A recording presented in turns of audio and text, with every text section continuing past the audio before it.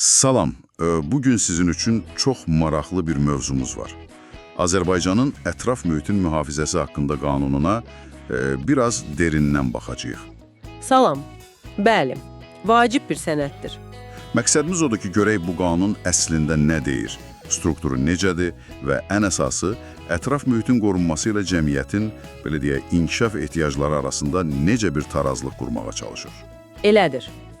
Bu qanun əslində Azərbaycanda təbiəti qorumağın hüquqi, iqtisadi, həm də sosial təməllərini qoyur.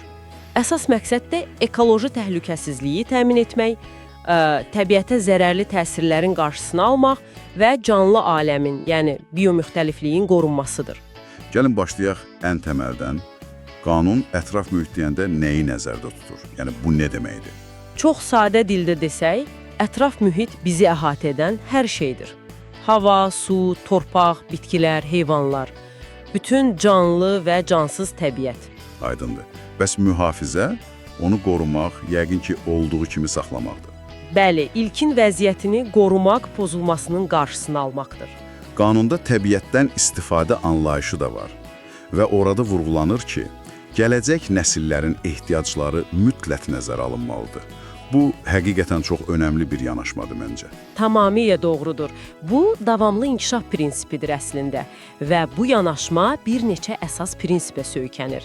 Məsələn, qanun deyir ki, ekoloji tarazlıq qorunmalı, pozulubsa bərpa edilməlidir.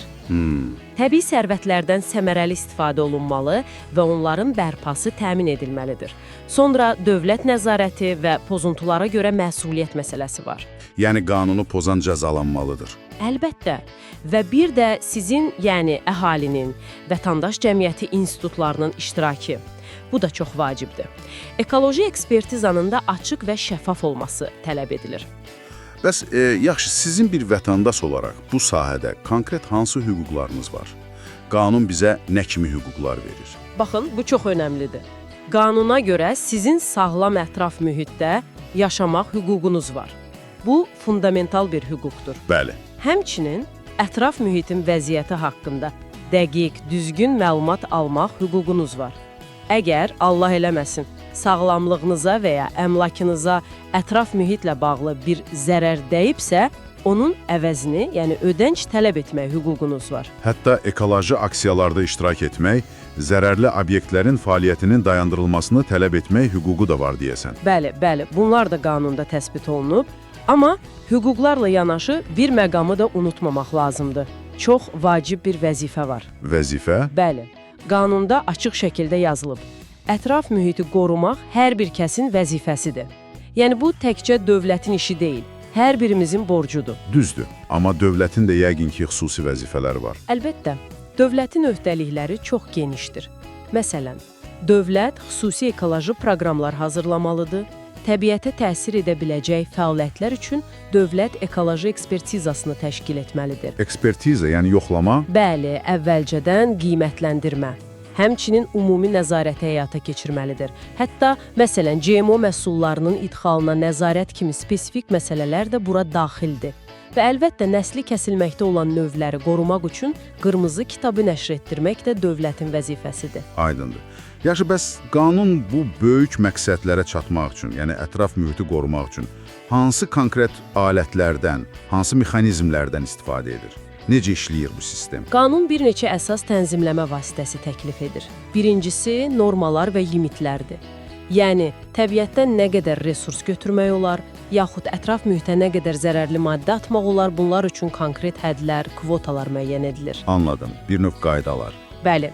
Və qanun onu da deyir ki, təsdiqlənmiş keyfiyyət normativlərini əsassız yerə azaltmaq olmaz. İkincisi, lisenziya və icazələr sistemidir. Bəzi fəaliyyət növləri var ki, onlar təbiətə ciddi təsir edə bilər. Bax, onlarla məşğul olmaq üçün xüsusi icazə, yəni lisenziya almaq lazımdır. Hansı fəaliyyətlər olduğu yəqin qanunvericilikdə göstərilir. Tamamilə. Üçüncüsü, monitorinqdir. Həm dövlət səviyyəsində, həm də müəssisələrin özləri tərəfindən ətraf mühitin vəziyyəti və ona olan təsirlər daim izlənilməlidir. Bəs dediyiniz o ekspertiza, məsələn, yeni bir zavod tikmək istəyirlər. onun təbiətə təsiri necə qiymətləndirilir? Bax, bu çox mühüm mexanizmdir ekoloji ekspertiza. Hər hansı planlaşdırılan fəaliyyətin, məsələn, dediyiniz o zavod tikintisinin ətraf mühitə potensial təsirini qiymətləndirmək üçün dövlət ekoloji ekspertizası keçirilməlidir və bu məcburidir. Məcburi. Bəli, ictimaiyyət də öz ekspertizasını təşkil edə bilər, amma onun nəticəsi daha çox tövsiyə xarakteri daşıyır. Dövlət ekspertizasının əsas məqsədi odur ki, potensial mənfi təsirlər əvvəlcədən aşkar edilsin və onların qarşısı alınsın. Çox məntiqlidir. Və nəhayət, iqtisadi tənzimləmə alətləri var. Təbii resurslardan istifadəyə görə, ətraf mühiti çirkləndirməyə görə ödəmələr, qanun pozuntularına görə cərimələr. Yəni, çirklədən ödəyir prinsipi. Bəli, bir növ. Həmçinin ətraf mühitin mühafizəsi fondları var. Həm dövlət, həm də ictimai fondlar ola bilər. Ekoloji sığorta, iqtisadi stimullaşdırma, yəni yaxşı iş görənləri həvəsləndirmək kimi mexanizmlər də nəzərdə tutulur. Bu fondlara yığılan pullar nəyə xərclənir bəs? Qanuna görə bu vəsaitlər əsasən elmi tədqiqatlara, pozulmuş təbiətin bərpasına, yeni təmiz texnologiyaların tətbiqinə, əhalinin maarifləndirilməsinə və s. bu kimi işlərə yönəldilməlidir. Qanunda mən bəzi çox konkret fəaliyyətlərə aid tələblər və hətta qadağalar da gördüm. Məsələn, deyilir ki, hər hansı bir layihə hazırlanan zaman tullantıların necə zərərsizləşdiriləcəyi və mümkünsə az tullantılı texnologiyaların seçilməsi mütləq nəzərə alınmalıdır. Bəli, bu çox vacibdir. Ya da tikinti işləri aparılırsa, sonra o ərazidə pozulmuş torpaqlar mütləq bərpa edilməlidir. Yəni rekultivasiya olunmalıdır. Hə, bu da önəmli məqamdır. Eləcə də ciddi qadağalar var. Məsələn, radioaktiv tullantıların saxlanmaq və ya bastırılmaq üçün Azərbaycana gətirilməsi qadağandır. Amma bəzi istisnalar ola bilər. İstisnalar hansılardır bilmirik. Qanunda detallı göstərilməyib, yəqin başqa normativ aktlarla tənzimlənir. Amma ümumi qayda qadağandır. Həmçinin sıx yaşayış olan yerlərdə və ya ekoloji cəhətdən çox həssas zonalarda atom elektrik stansiyalarının tikintisinə icazə verilmir. Bu da aydındır. Bir də bizim gündəlik həyatımıza daha yaxın bir məsələ var idi. O plastik torbalar və qablar məsələsi. Hə, o da aktual məsələdir. Qanuna görə qalınlığı 15 mikrona qədər olan, yəni çox nazik polietilen torbaların, bir də bəzi birdəfəlik plastik məmulatların, qaşıq, çəngəl, bıçaq, boşqab, stəkan kimi şeylərin satışı və ya müştəriyə verilməsi qadağan edilib. Bu da yəqin ki, plastik tullantı problemini azaltmağa yönəlik bir addımdır. Şübhəsiz, gördüyünüz kimi qalın kifayət qədər əhatəlidir, çox şaxəlidir. Müxtəlif səviyyələrdə tənzimləmə aparmağa çalışır. Yekunlaşdırsaq, bütün bu danışdıqlarımız sizin üçün, dinləyicilərimiz üçün nə deməkdir?